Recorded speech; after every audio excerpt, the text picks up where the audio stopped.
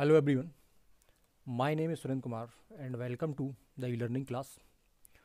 MPPSC मुख्य परीक्षा की वीडियो लेक्चर सीरीज़ में आपका स्वागत है। दोस्तों, हमने अपने प्रीवियस लेक्चर में या पिछले सत्रों में वैदिक काल को कंप्लीट किया।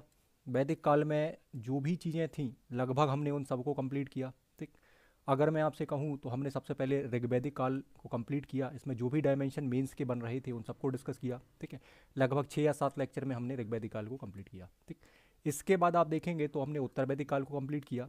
इसमें भी लगभग आपको 5 से 6 लेक्चर मिल रहे होंगे। इसके बाद हमने वैदिक साहित्य को डिस्कस किया। इसमें भी आपको 4 से 5 लेक्चर या 4 लेक्चर लगभग इसमें मिल रहे होंगे। ठीक है, फिर इसके बाद हमने एक फेस और डिस्कस किया था जिसको सूत्रकाल कहा जाता है। ठीक है, और इसमें आर्यों के जीवन से जुड़ी कुछ महत्वपूर्ण चीज़ों के बारे में हमें जानकारी मिलती है जिनको कर्मकांड कहा जाता है। ठीक है, सो उसके बारे में हमने डिस्कस किया। तो आप देखें कि भाई लगभग हमने 20 लेक्चर के अंदर इसको पूरा कंप्लीट किया है। ठीक है, कि मेंस में या एमपीपीएससी मेंस में, ठीक है, जिस तरीके का पैटर्न है और जो पूछने का नेचर है कि भाई 3 नंबर क्वेश्चन, 5 नंबर क्वेश्चन और आपका 11 नंबर क्वेश्चन, ठीक, जो नया पैटर्न आपका है, तो उसके हिसाब से लगभग इतने डायमेंशन हमें सिलेबस में दिए गए हैं और हमने पुराने पेपर्स में देखा कि क्वेश्चंस का किस तरीके का पैटर्न है। तो उसके हिसाब से जितने भी टॉपिक हमें यहाँ पर लग रहे हैं कि भाई वैदिक काल में हमसे यहाँ से चीज़ें पूछी जा सकती, तो लगभग उन सबको हमने पढ़ने का यहाँ पर प्रयास किया। ठीक है, या इन लेक्चर्स के माध्यम से हमने लगभग चीज़ों को पढ़ा जिससे हम एग्ज़ाम में काफ़ी बेहतर तरीके से चीज़ों को बता पाएँ। ठीक, साथ ही साथ हम ये भी देख रहे हैं कि भाई पुराने वर्षों में इस टॉपिक से क्या क्वेश्चन पूछे गए हैं। तो मैंने पहले लेक्चर में या हम इस टॉपिक को स्टार्ट कर रहे थे वैदिक काल को, तो उसी समय हमने चर्चा करी थी कि भाई यहाँ से 2014 से लेकर 19 तक कितने क्वेश्चंस बने हैं या कितने क्वेश्चंस पूछे गए हैं, तो इनको भी डिस्कस किया। ठीक, साथ ही साथ हमें ये भी अब समझना पड़ेगा कि भाई इस टॉपिक से संभावित क्वेश्चन और क्या बन सकते हैं जो हमने नहीं किए या जिन पर हमने चर्चा नहीं करी, तो उनको आज हम इस लेक्चर में डिस्कस करने वाले हैं। सो ये लेक्चर बेसिकली हमारा बेस्ड होगा पिछले वर्षों में पूछे गए क्वेश्चंस हम देखेंगे, साथ ही साथ हम जो संभावित क्वेश्चन यहाँ से बन सकते हैं उन पर हम चर्चा यहाँ पर करने वाले हैं। सो दोस्तों, यहाँ पर हम क्वेश्चंस की आंसर राइटिंग नहीं कर रहे हैं। मैं आपको हर क्वेश्चन लिख के नहीं बताऊंगा, है ना, इसके लिए काफ़ी समय चाहिए। तो आप इसके लिए मुझे लाइव क्लास के माध्यम से आप मुझसे जुड़ सकते हैं। अगर आपको लेक्चर पसंद आता है, चीज़ें ठीक लगती हैं, तो आप मुझे जो भी लिंक्स यहाँ प्रोवाइड करी गई हैं, जो नंबर्स आपको यहाँ पर दिए गए हैं चैनल के ऊपर, ठीक है, तो आप उस पर कॉन्टैक्ट कर सकते हैं और लाइव क्लास के माध्यम से जुड़ सकते हैं जहाँ पर हम आंसर राइटिंग या कंप्लीट कोर्स डिस्कस कर रहे होंगे, उसके ऊपर हम बात कर रहे होंगे। ठीक, सो यहाँ हम केवल इसके ऊपर एक संभावित जो हम केवल एक चर्चा करने वाले हैं, एक एनालिसिस करने वाले हैं कि भाई हमने अभी तक जो पढ़ा है कि हम उस बेस पर एक बहुत बेहतर आंसर लिख सकते हैं, या जो क्वेश्चन हमारे सामने है कि हम उसको आंसर राइटिंग अगर हम उसकी करके देखें या उसका उत्तर लेखन हम करें तो क्या हम ठीक तरीके से लिख पा रहे हैं, तो हम इस बात पर चर्चा करने वाले हैं। ठीक, तो सबसे पहली बात तो ये बनती है कि भाई जितने भी 20 लेक्चर्स हैं, ये जो भी इसमें वैदिक काल में लेक्चर्स अभी तक अवेलेबल हैं या जितने भी लेक्चर्स हमने अभी तक क्लासेस करी हैं, तो सबसे पहला काम तो ये है कि आप इन लेक्चर्स को ठीक तरीके से देखें। ठीक है, साथ ही साथ आप क्या करें कि मेरे द्वारा जो यहाँ पर नोट्स प्रोवाइड कराए जा रहे हैं, तो आप इनको डाउनलोड करें। ठीक है, फ्री ऑफ कॉस्ट आप इसको अलग अलग माध्यमों से डाउनलोड कर सकते हैं। एक तो मैं इसको डिस्क्रिप्शन में इसको डायरेक्ट डाउनलोड कर पाएंगे। ठीक है, डिस्क्रिप्शन में इसकी डायरेक्ट लिंक आपको मिल जाएगी, तो जहाँ से आप इसको डाउनलोड कर पा रहे होंगे। साथ ही साथ आप इंस्टामो जो स्टोर के ऊपर जाएंगे तो वहाँ पर भी आपको ये मिल जाएंगे, और अगर आप टेलीग्राम चैनल को ज्वाइन करते हैं तो वहाँ भी आपको ये PDF के फॉर्म में मिल रहे होंगे, जो लगभग 150 पेजेस के नोट्स हैं। ठीक है, जो PDF फॉर्म में है, कलर्ड है। ठीक है, कलर्ड फुल नोट्स हैं, तो आप इनको पढ़ने के लिए यूज़ कर सकते हैं। और यहाँ हमने जितने लेक्चर अभी तक यहाँ पर 20 लेक्चर्स किए हैं, तो उसका पूरा जो कंटेंट है वो उस नोट्स के अंदर आपको व्यवस्थित तरीके से और बेहतर तरीके से बनाकर दिया गया है। इसमें आपको देखोगे आप तो पूरा ऋग्वैदिक काल आपको यहाँ पर मिल जाएगा, उत्तर वैदिक काल मिल जाएगा, ठीक है, वैदिक साहित्य आपको मिल जाएगा, सूत्र काल मिल जाएगा। ठीक है, साथ ही साथ अगर हम बात करें तो पिछले वर्षों में पूछे गए यहाँ पर प्रश्नों के बारे में आपको जानकारी मिल जाएगी कि पिछले सालों में कौन कौन से क्वेश्चन पूछे गए, उनको रखा गया है, और जितने भी संभावित क्वेश्चंस बन रहे हैं तो उनको यहाँ पर रखा गया है। साथ ही साथ मैं आपको ये भी बता दूं कि इसी नोट्स के अंदर आपको एक यहाँ पर डिक्शनरी मिल रही होगी, या एक हम कह सकते हैं कि शब्दावलियाँ मिल रही होंगी। तो यहाँ से 3 नंबर आपके बहुत अच्छे से प्रिपेयर हो जाएंगे, है ना। इसमें क्या होगा कि भाई जितनी भी वैदिक कालीन जो टर्मिनोलॉजी है, जो शब्द हैं, तो उनके क्या मतलब होते हैं, तो आप डायरेक्ट उनको यहाँ पर देख सकते हो। जैसे सप्त सिंधु प्रदेश का मतलब क्या है, ठीक है, या सिंधु और इसकी सहायक प्रदेश को सप्त सिंधु कहा गया, तो 3 नंबर में अगर आप लिख सकते हैं तो इसको आराम से आप लिख पा रहे होंगे। ठीक है ना। होता या होत्र क्या है, तो आप बताओगे कि ऋग्वैदिक का पाठ करने वाले पुरोहित को होता कहा या होत्र कहा गया है। ठीक, उद्गाता क्या है, तो ये हमने डिस्कस तो किया है लेक्चर में, हर टर्म को डिस्कस किया है, पर उसमें से अगर कुछ टर्म रह गए होंगे तो वो आपको यहाँ मिल जाएंगे। तो ये आपको कहाँ मिलने वाले हैं, तो ये भी आपको नोट्स में ही मिलेंगे। ठीक है, जन है, बिस्पति है, जनस्य गोपा है, ठीक है। वली क्या होता है, तो राजा के द्वारा स्वेच्छा से लिया गया कर, या ऋग्वैदिक काल में राजा के द्वारा स्वेच्छा से लिया गया कर ही बलि कहलाता है, ठीक है। तो जितने भी इसमें चीज़ें हैं, ठीक है, तो वो सारे टर्मिनोलॉजी आपको मिल रहे होंगे। तो ये नोट्स में मेंशन है, ठीक है। हालांकि हमने इसके बारे में क्लास में चर्चा नहीं करी, लेकिन क्लास में जितने भी मैक्सिमम टर्म है वो सारे हमने डिस्कस करे हैं ना। तो ये डिक्शनरी जो है वो आपको नोट्स में मेंशन रहेगी, तो उसमें आप इसको ठीक तरीके से मेंस के लिए आप इसको पढ़ सकते हैं, ठीक।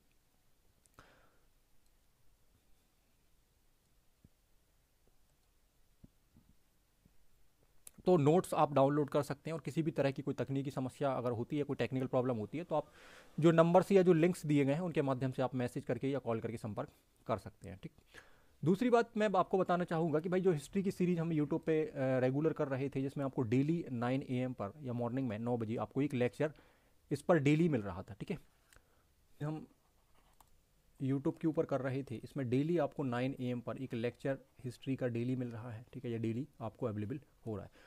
सो इसमें हम अपना सिंधु घाटी सभ्यता टॉपिक जो है इसको भी कंप्लीट कर चुके हैं, ठीक है। ये इंडस वैली सिविलाइजेशन भी हम कंप्लीट कर चुके हैं ठीक तरीके से मेंस के हिसाब से। तो इसमें भी आपको लगभग 8 से 10 घंटे के लेक्चर्स के अंदर मिल रहे होंगे, तो आप इनको देख सकते हैं। साथ ही साथ ये नोट्स भी आप डाउनलोड कर सकते हैं, उन्हीं माध्यमों के द्वारा आप इन नोट्स को भी ये नोट्स भी आप डाउनलोड कर पा रहे हैं। इसी के साथ साथ आपको 3 मार्कर जो हैं तो उसके लिए नोट्स मिल जाएंगे, है ना। वैदिक सिविलाइ आप देखोगे अगर, तो बुद्धिज्म में टॉपिक पूरा मैंने कंप्लीट नोट्स के फॉर्म में दिया हुआ है। तो जितने भी नोट्स हिस्ट्री के अभी तक मैंने अवेलेबल कराए हैं वो सारे के सारे आप वहाँ से फ्री ऑफ कॉस्ट डाउनलोड कर सकते हैं, ठीक है। उसमें कोई भी चार्जेस नहीं है, आप बाय नाउ पर जाएंगे, ठीक है। सो उस वहाँ रेट मैंने 0 सेट कर दिया है, ठीक है। तो आपका 1 रुपये भी वहाँ पर नहीं लगेगा, आप फ्री ऑफ कॉस्ट नोट्स को डाउनलोड कर सकते हैं, और किसी भी तरह की तकनीकी समस्या के लिए आप संपर्क कर सकते हैं, ठीक है। सो चलिए लेक्चर को हम स्टार्ट करते हैं, ठीक है।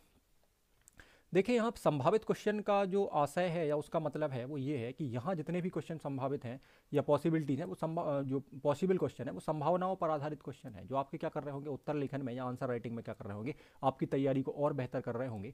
क्योंकि देखो इन क्वेश्चन के ऊपर जब आप अपने आंसर राइटिंग करोगे या इन क्वेश्चन को जब आप लिखोगे, तो आपके अंदर एक कॉन्फिडेंस आ रहा होगा कि एग्जाम में अगर इस तरीके के कोई सवाल आते हैं या इस तरीके के क्वेश्चन हमारे सामने अचानक आते हैं, तो हम उसके ऊपर ठीक तरीके से लिख सकते हैं या हम उसको लिख पा रहे हैं, ठीक। तो यही मेरा यहाँ पर उद्देश्य है इन क्वेश्चंस को बताने का, ठीक है, वीडियो में, और इन क्वेश्चन को देने का कि आप इनके ऊपर आंसर राइटिंग करें, ठीक है। और अपना आंसर 3 नंबर में, 5 नंबर में और 11 नंबर में आप लिख कर जरूर देखें, जिससे आपकी तैयारी और बेहतर हो रही हो, ठीक। और आंसर आप खुद चेक करें, ठीक है, या लिंक्स के माध्यम से आप ग्रुप में भी सेंड कर सकते हैं, तो वहाँ उसका आप रिप्लाई आपको दिया जा रहा होगा, ठीक। तो भाई सबसे पहले बात कर लेते हैं कि प्रीवियस ईयर में जो यहाँ से क्वेश्चन पूछे गए थे उनकी संख्या हमने देखी थी भाई। 3 क्वेश्चन यहाँ से पूछे गए थे, 3 नंबर वाले, ठीक है, जिनमें एक संस्कार आपसे पूछा गया था। तो आपको पता है कि अभी हमने कुछ टाइम पहले ही संस्कार के बारे में काफ़ी डिटेल में पढ़ा है, और सारे के सारे 16 संस्कारों को हमने डिटेल में देखा हुआ है, ठीक। सो ये आपसे बहुत आसानी से बन जाएगा, मैं ये मान के चल रहा हूँ कि अगर आपने लेक्चर ठीक तरीके से देखा है तो बहुत ईजी तरीके से आप इसको अपने शब्दों में लिख सकते हो, ठीक है। इसके लिए कंटेंट भी आपको दिया गया है। ऋग्वेद आप बहुत अच्छे से लिख सकते हो, ठीक है। 2015 में ये क्वेश्चन पूछा गया था। ऋग्वेद हमने काफ़ी डिटेल में वैदिक साहित्य के अंदर डिस्कस किया हुआ है, इसके बारे में मैंने सारी इन्फॉर्मेशन, जितनी भी चीज़ें हमें पता होनी चाहिए वो मैंने सारी डिस्कस कराई हुई है, ठीक है। ऋग्वैदिक पंचजन जब हम पढ़ रहे थे तो मैंने उस समय आपको बताया था कि भाई क्वेश्चन 2019 में पूछा गया, और ऋग्वैदिक पंचजन या जो 5 आपको बताए हुए थे, ठीक है। तो ये आपको थोड़ा ध्यान रखना है, ठीक। इन्हीं को ऋग्वैदिक पंचजन कहा गया है, ठीक। आगे हम बात करें अगर, तो आर्य शब्द जो है ये भी 3 नंबर में आपसे पूछा जा सकता है। इसको डिस्कस किया हुआ काफ़ी डिटेल से हमने, ठीक है, कि आर्य क्या है, एक भाषा सूचक शब्द है, ठीक है, इसका मतलब क्या होता है, ठीक।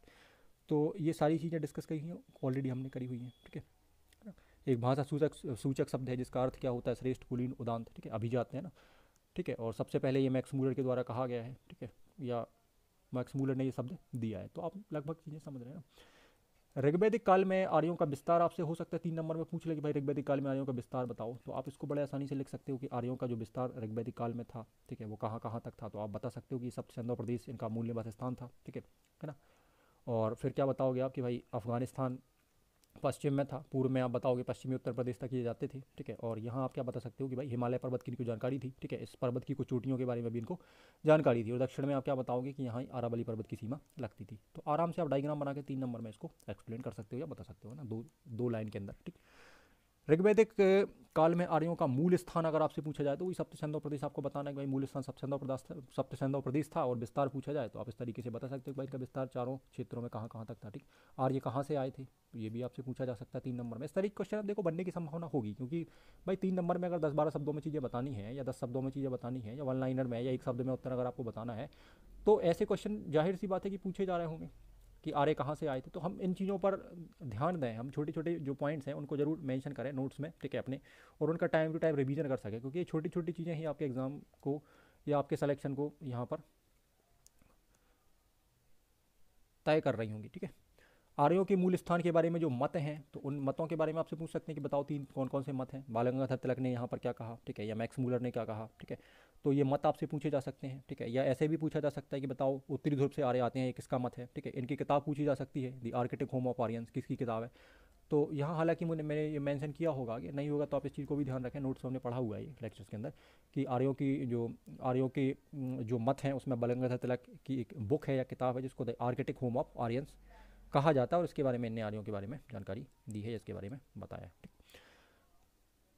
साथ ही साथ आप देखो कि ऋग्वैदिक कालीन जो पुरोहित है इसके बारे में आपसे पूछा जा सकता है, सेनानी के बारे में पूछा जा सकता है, ग्रामणी है, सूत है, तो इन टर्म्स को पूछा जा सकता है। अभी मैंने थोड़ी देर पहले आपको बताया था कि जो वैदिककालीन शब्दावली है तो उसको आप ठीक से पढ़ें, और वहाँ से भी आपके 3 नंबर क्लियर हो रहे होंगे सारे। ठीक है, रथकार है, ठीक है, पुरप है, स्पस, दूत, ब्राजपति, कुलपति, विस्पति है ना, जनस्य गोपा, ठीक, कबीला या जन आपसे पूछा जा सकता है, विष या विस्पति के बारे में आपसे पूछा जा सकता है कि इकाई किस नंबर की है, और इस इकाई के स्वामी को क्या कहते हैं, तो इस तरीके से आपसे पूछा जा सकता है। ग्राम या ग्रामीणी के बारे में पूछा जा सकता है, कुल और कुलप, ये हमने बहुत डिटेल में हमने इन चीज़ों को डिस्कस किया हुआ, तो आप लेक्चर, मेरा यही कहना है कि आप लेक्चर जरूर देखें या नोट्स आप जरूर पढ़ें। ठीक है, ऋग्वैदिक काल में प्रशासन की सबसे छोटी इकाई आपसे पूछा जा सकता है कि बताओ ऋग्वैदिक काल में प्रशासन की सबसे छोटी इकाई कौन सी थी, तो इसके बारे में आपको जानकारी होनी चाहिए। ठीक है, राजा के बारे में कंप्लीट इन्फॉर्मेशन होनी चाहिए कि भाई समय राजा जो था वो किस तरीके का था। ठीक है, और उससे उसकी शक्तियाँ सीमित थी। ठीक है, तो इनके बारे में आपसे पूछा जा सकता है, राजा की शक्तियों के बारे में या राजा के बारे में। ठीक है,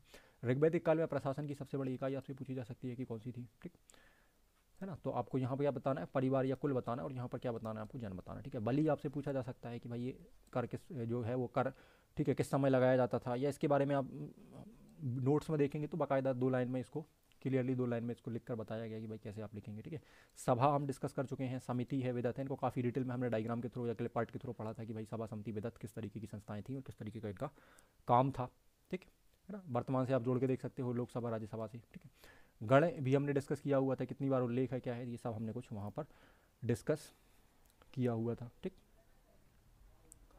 तो देखा भी था कि भाई इस ऋग्वेद में जो गण शब्द है इसका उल्लेख 46 स्थानों पर किया गया और अथर्ववेद में 9 स्थानों पर किया गया है। ठीक है, और गण क्या होता है तो इसके बारे में डिस्कस हमने ऑलरेडी वहाँ पर किया था। वैदिक काल में हमने देखा कि भाई ऋग्वैदिक काल में अस्थायी जो सेना है उसको मिलिशिया कहा गया है, तो ये भी 3 नंबर में पूछे जा सकते हैं ऐसी चीज़ें। ठीक है, तो इनको आप ध्यान दें। ठीक है, निरप्त करके जो है एक वर्ड हमने ये देखा था। ठीक है, यहाँ पर क्या होता था कि कई पीढ़ियों के लोग जो है वो एक साथ, समाज में हमने पढ़ा था कि कई पीढ़ियों के लोग यहाँ पर एक साथ रहते थे ना। ठीक, जैसे नाना है, नानी है, दादा है, बेटा या पोता, सब एक साथ रहते थे ना। ठीक, तो उसी को क्या कहा गया है, इन सभी को वैदिक ग्रंथों में एक शब्द दिया गया है जिसको नृत्य कहा जाता है, कि ये सब एक साथ रहते थे, इसी के लिए इसका प्रयोग किया गया है। ठीक है, अनन्य उससे प्रेस, ये आपको पता है, जब हम वर्ण अवस्था पढ़ रहे थे तो बताया था कि इसका मतलब क्या होता है, कि तीनों वर्णों का सेवक या शूद्र जो होता है उसी को प्रेष्य कहा गया है यहाँ पर। ठीक है, तो मेरे हिसाब से ये जितने भी 3 नंबर यहाँ पर लिखे हुए हैं ये सारे आप बहुत अच्छे से लिख सकते हैं। ठीक है, इसमें अगर कोई भी प्रॉब्लम आपको है तो आप कमेंट करके बताएं कि हम इसको नहीं लिख सकते या ये नोट्स में नहीं बताएगा, तो सारा कुछ मेंशन है, आप ठीक तरीके से पहले उसको देखें। ठीक, अमाजू आपको बताया है,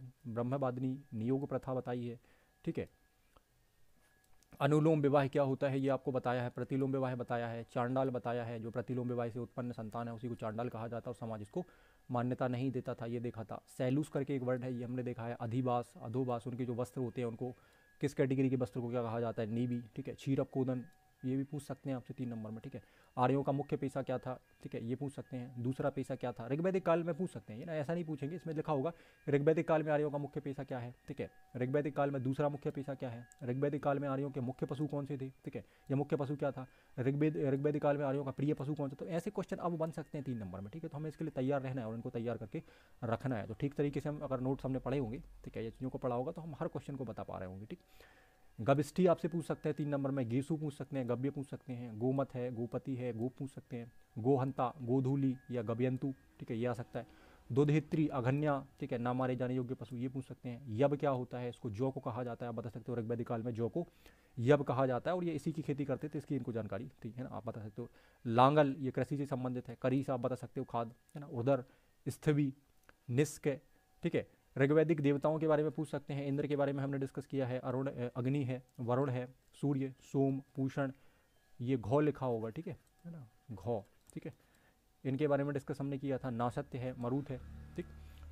उत्तर वैदिक काल की जानकारी के स्रोत आपसे पूछ सकते हैं कि भाई बताओ उत्तर वैदिक काल की जानकारी के स्रोत क्या हैं, तो आप बता सकते हो कि ब्राह्मण ग्रंथ है, अरण्यक है, ठीक है, सामवेद है, यजुर्वेद है, अथर्ववेद है, ठीक है। तो इस तरीके से ना जनपद आपसे पूछ सकते हैं, जनपद के बारे में आप लिख सकते हैं आसानी से ना। कुरु है, पांचाल है, राजसूर यज्ञ है, तो इनके बारे में पूछ सकते हैं। वाजपेयी यज्ञ है, अश्वमेध यज्ञ है। भूपति किसे कहा जाता था, या राजा को भूपति कहा गया, राजा की शक्तियों में वृद्धि हुई, जिसके बारे में आपसे पूछ सकते हैं कि राजा भूमि का मालिक था, ठीक है, उत्तर वैदिक काल में ना। रत्नियों के बारे में हम डिस्कस कर चुके हैं, इनकी संख्या कितनी थी, 12 थी, ठीक है, जो राजा की सहायक या सहायता करने वाले होते थे, ठीक। इनकी संख्या भी आपसे पूछ सकते हैं कि बताओ रत्नियों की संख्या कितनी थी, तो 12। महसी जो टर्म है, ये नया टर्म है, तो इसको पूछ सकते हैं, ठीक है, कि राजा की जो पटरानी है उसको महसी कहा गया। राजपुत्र या युवराज किसे कहा गया, तो राजा के पुत्र को कहा गया जो भविष्य में राजा बनने वाला होगा या भावी राजा होगा, उसको राजपुत्र या युवराज कहा गया। संग्रहिता, भागदूत, ठीक है, अक्षबाप, पालागल, ये ऐसे वर्ण हैं कि जो 3 नंबर में बिल्कुल बन सकते हैं आपके, ठीक है, ये बिल्कुल तय है कि हाँ यहाँ से चीज़ें बन सकती हैं, ठीक। तो संभावनाओं का सारा खेल है, तो आप इनको तैयार जरूर करें, ठीक है। और ये सब मेंशन भी है ना। रथकार, ठीक है, छता, स्थपति, शतपति, करमार, छत्री, गोत्र, गोत्र प्रथा, सीता, हस्तिप, हाथी पालन को हस्तिप कहा जाता था, देखा था। सतमान की बात करी थी, है ना, सोने और चांदी की जो थे ना, सतमान और आपका निष्क, तो इनके बारे में चर्चा करी थी। कुशीद या कुशीदिन किसे कहा गया, जो ब्याज पर पैसे देता था, ऐसा कुछ हमने डिस्कस किया हुआ था, ठीक। उत्तर वैदिक काल कि प्रमुख उत्तर वैदिककालीन देवताओं के बारे में आपसे पूछा जा सकता है कि भाई इनके नाम लिखो, उत्तर वैदिककालीन प्रमुख देवता, तो आप त्रिदेव का कॉन्सेप्ट यहाँ पर बता सकते हो, ठीक है। वैदिक साहित्य फिर हमने कस्य भी लिख पढ़ा था, बुकाचकोई का भी लिख पढ़ा था। वेदों, वेद आपसे पूछा जा सकता है 3 नंबर में डेफिनेशन, ठीक है, तो आप इसको बहुत अच्छे से लिख सकते हो। विद धातु से बना है, इसका अर्थ होता है जानना, है ना, सारी चीज़ बता सकते हो आप, ठीक। वेदों के अन्य नाम आपसे पूछे जा सकते हैं, जो हमने डिस्कस करे थे 4 नाम, और उनके बारे में और डिस्कस भी किया था। क्या करिए, नाम भी आपसे 3 नंबर में पूछ लिया जाए तो हम उसको भी बता सकते हैं, ठीक। वेद व्यास या कृष्ण द्वैपायन के बारे में आपसे पूछा जा सकता है 3 नंबर में, ठीक है। तो व्यक्ति का नाम भी आ सकता है, चीज़ों के बारे में पूछा जा सकता है। ऋग्वेद आपसे 3 नंबर में बिल्कुल बन सकता है। सामवेद, यजुर्वेद पूछा ही हुआ है, हमने देखा भी था अभी ना, ये आपसे पूछा गया था, ठीक। ऋग्वेद है ना, तो यजुर्वेद है, अथर्ववेद है। वेद त्रयी डिस्कस किया था। पुरुष सूक्त है, नदी सूक्त है, होत्र या होता, ये भी 3 नंबर में आ सकता है। उद्गाता है, अर्धव्यू है, ठीक है। ब्रह्म ऋषि 3 नंबर में आ सकता है। आर्यवर्त आपसे 3 नंबर में पूछ सकते हैं, तो आप बता सकते हो आर्यों से कनेक्ट करके इसको, ठीक है। ब्राह्मण ग्रंथ पूछा जा सकता है, बिल्कुल। अरण्यक पूछा जा सकता है 3 नंबर, इनके अंदर जो चीज़ें हैं वो भी आपसे पूछी जा सकती हैं 3 नंबर में, हमने डिस्कस किया है, ठीक है, इनके अंदर जो भी चीज़ें हैं, ठीक है। उपनिषद है, वेदांत है, वेदांग आपसे पूछा जा सकता है। वेदांगों की संख्या या नाम पूछे जा सकते हैं, जो हमने बात करी थी 6, शिक्षा, कल्प, तरु, है ना, ये सब, ठीक है, ये पूछे जा सकते हैं। सूत्रकाल क्या होता है, ये पूछ सकते हैं आपसे। आश्रम व्यवस्था बिल्कुल बन सकता है 3 नंबर में, तो आप बता सकते हैं कि भाई इस तरीके से है, और 4 आश्रमों का उल्लेख मिलता है, ठीक। पंचयज्ञों के नाम आपसे पूछे जा सकते हैं कि बताओ कितने प्रकार के जो यज्ञ है उनको पंचयज्ञ कहा जाता है, या पंचयज्ञों के नाम आपसे पूछ सकते हैं, तो 5 के नाम आप लिख सकते हो। ब्रह्म यज्ञ है, ठीक है, जो भी है, ठीक। 3 ऋण जो होते हैं उनको, उनके बारे में आपसे पूछा सकता है कि बताओ 3 ऋण कौन कौन से हैं, जो उनकी वैदिक काल में चर्चा मिलती होती है या मिलती है। पुरुषार्थ पूछा जा सकता है, संस्कार या विवाह 3 नंबर में। तो 3 नंबर में इतनी संभावनाएं बन सकती हैं हमारे द्वारा, ठीक है भाई, 3 नंबर में इतनी चीज़ें आपसे पूछी जाएँ। तो देखो मेरा मानना ये है कि भाई अगर आपने पूरा टॉपिक पढ़ा है ना, तो सारे आपसे बन रहे होंगे। इसमें से कोई एक क्वेश्चन आप मुझे बता दें कि जो आपसे नहीं बन रहा है, या उसको आप मैसेज कर दें कि सर आपने ये नहीं पढ़ाया, ये हमसे नहीं बन रहा। तो आप नोट्स देखो तो पहले प्रॉपर तरीके से, ठीक है, या 20 के 20 सारे लेक्चर तो आप देखो पहले प्रॉपर तरीके से, फिर आप बताओ कि हमसे चीज़ें नहीं बन रही हैं, तो फिर आप इसको बताओगे तो आपकी बात मानी जाएगी, है ना। तो सारी चीज़ें लगभग मैंने बहुत डिटेल में वहाँ पर डिस्कस करवाई हुई हैं। आप पहले लेक्चर को देखें, ठीक है, जितने लेक्चर अवेलेबल हैं उन सबको देखें, ठीक है, और साथ ही साथ आप क्या करें, नोट्स देखें पहले, ठीक है, बारीकी से आप सारी चीज़ों को देखें। व्यवस्थित तरीके से नोट्स आपको दिए गए, जिसमें टू द पॉइंट चीज़ें बताई गई हैं, और 3 मार्कर बिल्कुल अलग ही आपको बताएगा कि भाई ये 3 नंबर का हो सकता है। अगर आपने लेक्चर देखा है तो बिल्कुल आप बात को समझ पा रहे होंगे, ठीक।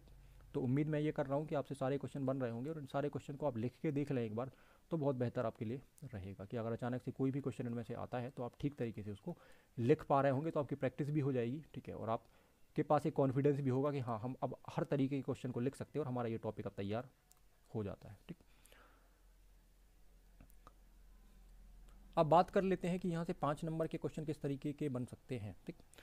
तो 5 नंबर का क्वेश्चन आपको पता है कि भाई 50 शब्दों में लिखना है, और फॉर्मेट हम लेकर चल रही थी कि या तो आप एक लाइन का एक छोटा सा इंट्रोडक्शन दे सकते हैं, और कुछ आप 5 से 6 पॉइंट्स में अपनी बात कह सकते हैं, ठीक है। बस शब्दों का विशेष ध्यान रखें कि हमें 50 वाली जो लिमिट है उसको क्रॉस नहीं करना। अगर क्रॉस भी करना है तो आप 55 तक कभी इनकेस हर सारे क्वेश्चन में नहीं करना, कभी आप हो सकता है कि भाई 10 क्वेश्चन में 1 या 2 क्वेश्चन को 55 शब्दों तक आप ले जा सकते हो, तो उससे कोई दिक्कत नहीं है, ठीक है। ठीक, कहीं आपने 45 लिख दिए, कहीं 55 लिख दिए, तो वो बैलेंस बन जाएगा। 1 या 2 क्वेश्चन में हम ऐसा कर सकते हैं अपनी ज़रूरत के हिसाब से या कंटेंट के हिसाब से, ठीक है। पर हर क्वेश्चन में हमें ऐसा नहीं करना कि लिमिट क्रॉस करनी हो, ठीक है। तो कोशिश करें कि 45 से 50 शब्दों में अपनी बात हम कह पाएँ, तो उसी की आप प्रैक्टिस पहले करें, ठीक है। हर क्वेश्चन को लिख कर देखें। जैसे पहला क्वेश्चन आपसे पूछा जा सकता है कि ऋग्वैदिक काल में आर्यों के भौगोलिक विस्तार पर टिप्पणी करो। आ सकता है भाई 50 नंबर में, है ना, बन सकता है, कोई समस्या इसमें नहीं है। 50 शब्द में, तो 50 शब्द में ये बन सकता है, इसमें कोई समस्या नहीं है। तो आप इनके विस्तार को बता सकते हो या भौगोलिक स्थिति को बता सकते हो। काफ़ी उसी तरीके से मैंने आपको 50 शब्दों में आंसर बना के दिया भी था, है ना। लगभग हमने चीज़ें बिल्कुल उसी से मिलती जुलती हमने पढ़ी हैं, ठीक है। कहीं कहीं आपको ज़्यादा कंटेंट इसलिए अवेल कराया गया है कि भाई वो टॉपिक जो है वो ऐसे में या कहीं और आपको मिल रहा होगा, तो आपके पास सफिशिएंट मटेरियल उसके लिए होना चाहिए, ठीक है।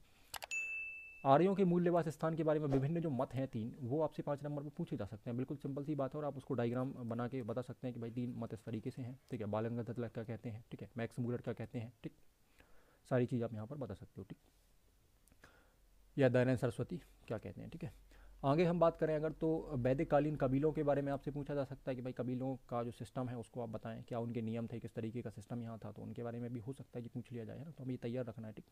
क्योंकि पहली बार ये व्यवस्था में देखने मिल रही है, तो जाहिर सी बात है, या ये हम सोच सकते हैं, एक एक्सपेक्टेशन कर सकते हैं, यहाँ पर एक संभावना बन सकती है कि भाई पहली बार इस चीज़ के बारे में चर्चा मिल रही है कबीलों के बारे में, तो हो सकता है कि यहाँ से बन जाए, ठीक। वैदिक कालीन राजनीति या राजनीतिक जीवन पर प्रकाश डालें, तो ये 5 नंबर में बन सकता है, और इसको ठीक ठाक तरीके से हमने वहाँ पर डिस्कस किया था, बहुत बढ़िया तरीके से, ठीक है। तो आप नोट्स में देखेंगे आपको मिल जाएगा, आंसर लिखा हुआ है एज इट इज़, ठीक है। क्योंकि अब देखो यहाँ एक एक क्वेश्चन अगर हम लिख कर देखेंगे तो काफ़ी ज़्यादा समय लगेगा, है ना। तो इनमें से जो भी क्वेश्चन ऐसे हैं जिनको आप नहीं लिख पा रहे हैं 5 नंबर के अंदर, या आपको परेशानी हो रही है, तो आप फिर उनको मैसेज मुझे कर सकते हैं, तो फिर उनके लिए आपको वीडियो सेपरेट मिल जाएगा, या उस पर हम एक बार चर्चा कर लेंगे, ठीक है। या फिर आप लाइव क्लास के माध्यम से जुड़ जाएँ, ठीक है, तो वहाँ पर आपको चीज़ें बहुत बेहतर तरीके से बताई जा रही होंगी, ठीक। ऋग्वैदिक कालीन प्रशासनिक इकाई को समझाएं, सभा समिति विदत को समझाएं, तो ये बन जाएगा आपसे, ठीक है। ऋग्वैदिक कालीन समाज को समझाइए, ठीक है। ऋग्वैदिक कालीन अर्थव्यवस्था को समझाएं, बन सकता है 5 नंबर में, ठीक है। ऋग्वैदिक कालीन धर्म या धार्मिक जीवन पर चर्चा करें, बन सकता है, बिल्कुल 50 शब्दों में आप बता सकते हैं। फिर उत्तर वैदिक काल में आर्यों के भौगोलिक विस्तार पर टिप्पणी लिखें, ये भी आ सकता है, ठीक है। देखो ये सारे क्वेश्चन संभावनाओं पर आधारित हैं और आपके आंसर उत्तर लेखन के लिए बनाए गए हैं ना, ठीक है। ये मैंने किसी बुक से कॉपी नहीं करी, या मैं ये नहीं कह रहा हूँ कि मैंने किसी अनसॉल्व पेपर से लिए हैं, ठीक है। तो मैंने खुद ये सोचा कि भाई एक्सपेक्टेड क्वेश्चन बन सकते हैं, और हमने इतने टॉपिक को जब डिस्कस किया है, मेंस के ये डायमेंशन है, तो ये क्वेश्चन जाहिर सी बात है कि बहुत सिंपल से क्वेश्चन है, बन सकते हैं, ठीक है। इसमें कोई क्वेश्चन टेक्निकल नहीं है जो घुमा फिरा के पूछा गया हो, अब ऐसा क्वेश्चन आ सकता है ना, तो ये आपको अब तैयार करना है, ठीक। उत्तर वैदिक कालीन जनपदों की चर्चा करें, ठीक है। पूछ सकते हैं आपसे कि उत्तर वैदिक काल में जो जनपद थे इनकी चर्चा कर सकते हो, 4 या 5 है, उनके नाम लिख के आप उनके बारे में बता सकते हो कि किस तरीके की व्यवस्था थी, है ना, जन से जनपद कैसे बना, ठीक है। उत्तर वैदिक काल में जो राजनीतिक व्यवस्था है, देखो जितने क्वेश्चन यहाँ ऋग्वैदिक काल में बन रहा है ना, उतने ही सीख आप कहाँ एक्सपेक्ट कर सकते हो, उत्तर वैदिक काल में, है ना, कि उत्तर वैदिक काल में बन सकते हैं। अच्छा, एक क्वेश्चन यहाँ पर और ये हो सकता है कि उत्तर वैदिक काल में समाज में हुए बदलावों को, या आपसे पूछ सकते हैं कि उत्तर काल में कौन कौन सी चीज़ें बदल जाती हैं, तो इनके ऊपर 11 नंबर का क्वेश्चन या 5 नंबर का क्वेश्चन हम एक्सपेक्ट कर सकते हैं कि अगर वो बदलाव आपसे पूछे जा रहे हैं, तो फिर आप एक टेबल के फॉर्म में उसको बता दें कि भाई ऋग्वैदिक काल में धर्म ऐसा था, ये ऐसा था, दर्शन ऐसा था, समाज ऐसा था, प्रशासनिक इकाई ऐसी थी, और आप एक साइड लिख दें कि भाई उत्तर वैदिक काल में चलकर ये परिवर्तन आ गया। तो 5 नंबर आपको सॉलिड यहाँ से बन रहे होंगे ना। 5 या 6 पॉइंट आप मेंशन कर दें, 5 या 6 चीज़ों के बारे में बता दें, ठीक है। पहला तो विस्तार बता दें कि भाई ऋग्वैदिक काल में विस्तार यहाँ था, उत्तर वैदिक काल में विस्तार ये हो गया, ठीक है। फिर आप धर्म को बता दें कि धर्म ऐसा था या समाज ऐसा था, ठीक है। फिर आप अर्थव्यवस्था यहाँ ऐसी थी, यहाँ पर ऐसी थी, इनका मुख्य पेशा पहले ये था, फिर अब ये बन गया। तो बहुत अच्छे से आप क्या कर सकते हो, इसको अंतर को बता सकते हो, ठीक। उत्तर वैदिक कालीन अर्थव्यवस्था अगर आपसे पूछी जाती है तो ये भी आपसे बन रहा होगा। तो मैं ये मान के चल रहा हूँ कि भाई जितने भी 5 नंबर मैंने सोचे हैं या जितने पॉसिबिलिटीज़ बन रही हैं वो आप सारे कर सकते हो आसानी से, इसमें कोई समस्या आपको किसी तरह की नहीं होनी चाहिए या नहीं होगी, है ना, ठीक। और क्या हो सकता है, तो कुछ और भी क्वेश्चन यहाँ पर हो सकते हैं क्या, तो आप बता दोगे उत्तर वैदिक कालीन धर्म और धार्मिक जीवन पर चर्चा करना है, ठीक है। उत्तर वैदिक काल में हुए बदलावों पर चर्चा करना है, तो ये आप बता सकते हो। उत्तर वैदिक काल की जानकारी की स्रोत आप बता सकते हो, ठीक है। वैदिक काल की जानकारी के स्रोत आप बता सकते हो, ठीक है।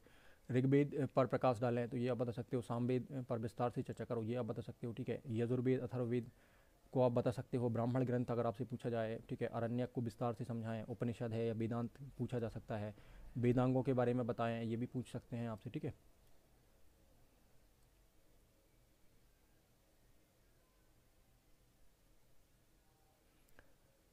वैदिककालीन पंच महायज्ञ भी आपसे 5 नंबर में बिल्कुल पूछ सकते हैं। हिंदू धर्म शास्त्रों के शास्त्रकारों के अनुसार पुरुषार्थ की व्याख्या करो तो ये भी पूछ सकते हैं।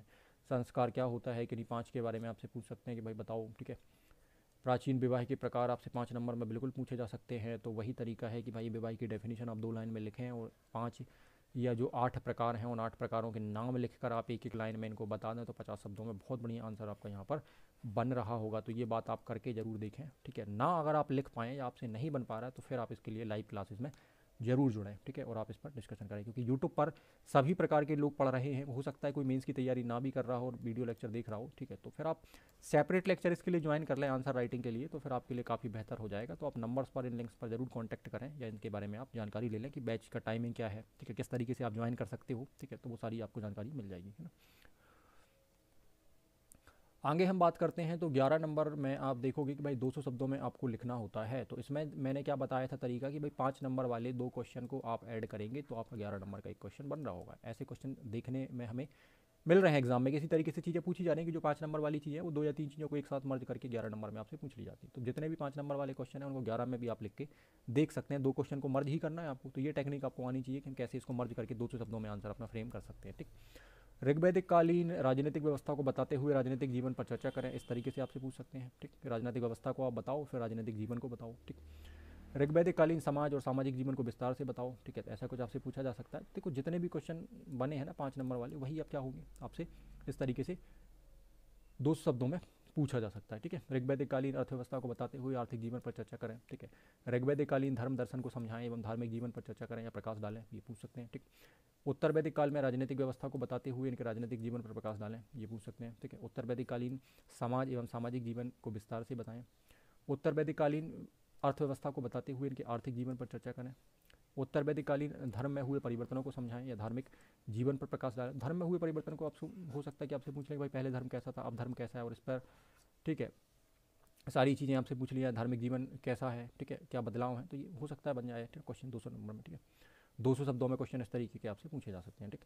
ऋग्वैदिक काल व उत्तर वैदिक काल में हुए बदलावों को, तो आप सिंपल बात याद रखो कि अगर आपने 5 नंबर के सारे क्वेश्चन तैयार करे हैं या सारे टॉपिक को ठीक ठाक तरीके से पढ़ा है तो आप बड़े आसानी से यहाँ पर जो भी क्वेश्चन बन रहे होंगे उन क्वेश्चन को आप लिख सकते हो। सिलेबस से बाहर चीज़ें नहीं पूछी जाएंगी आपसे, वही चीज़ें पूछी जाएंगी, तो उनको आपको बस तैयार करके रखना है, ठीक है। धर्म आपने पढ़ा है, दर्शन पढ़ा है, सारी चीज़ें पढ़ी हैं, जितने भी डायमेंशंस में इसमें दिए गए हैं अगर आपने वो सारे पढ़े हैं तो फिर तो आपको कोई समस्या नहीं है, आप हर तरीके के क्वेश्चन को लिख सकते हो।